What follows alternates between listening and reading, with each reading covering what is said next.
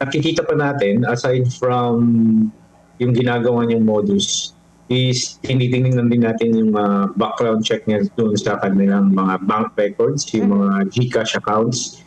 Kasi napaka-importante yun kasi yun isang modus nila ngayon.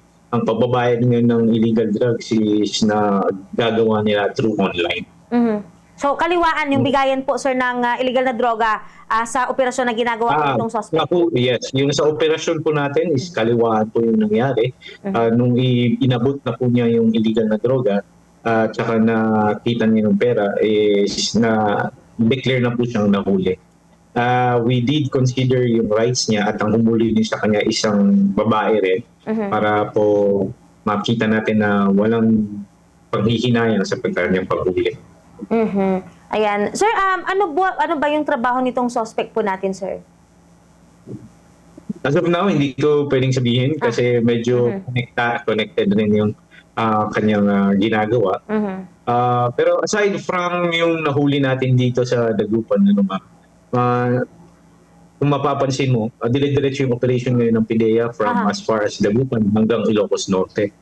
So, kung titignan natin, halos ito rin yung mga to is connected kaya dire-diretso rin yung mga operation po natin.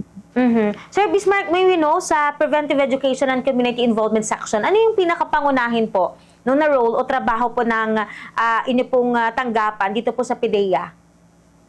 Yes po. Dito po yung sa preventive or yung tinatawag ng PESI. Sila po ang pumupunta sa mga komunidad, sa mga schools, kung saan nagle-lecture po sila, nagbibigay ng mga impormasyon.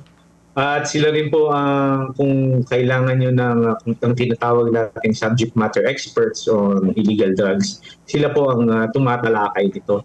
At nais ko nga palang imbitahin ang ating mga academe, ang mga schools natin, ang mga barangay natin.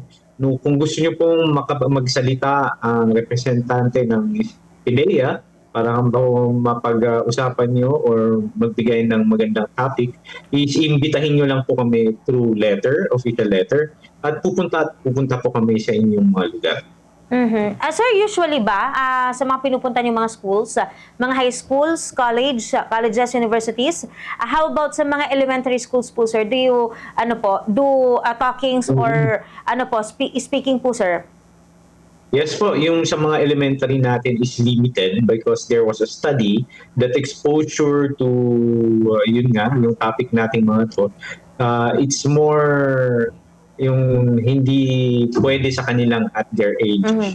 So at this time, our elementary students are not given yung mga ganitong lectures. They are given different lectures regarding dito. But there is para po malaman din nila kung ano yung dangers ng basta-basta paggamit. But our elementary students, especially the young ones, is hindi pa po natin pwedeng bigyan ng extensive lectures. But they are given like yung parang cartoons, mga ganun lang para sa kanila. Yes po. Sir Bismarck, baka meron po kayong mga nais pa pong ipaabot sa ating mga listeners and viewers, mga mensahe. Go ahead po, sir. Yes, I would like to invite everyone kasi ongoing pa rin ang aming recruitment sa mga bagong graduate at nakapasa na sa board exam at saka ang ating civil service. Kung gusto niyo po maging kahanay dito sa PIDEA, please send your applications. Just follow our PIDEA Facebook page. Nandun po lahat yung mga requirements. You can submit it through email and we will inform you po kung kailan yung entrance exam at saka ibang requirements po. As PIDEA agents po yan, Sir Bismarck? Yes po, ma'am.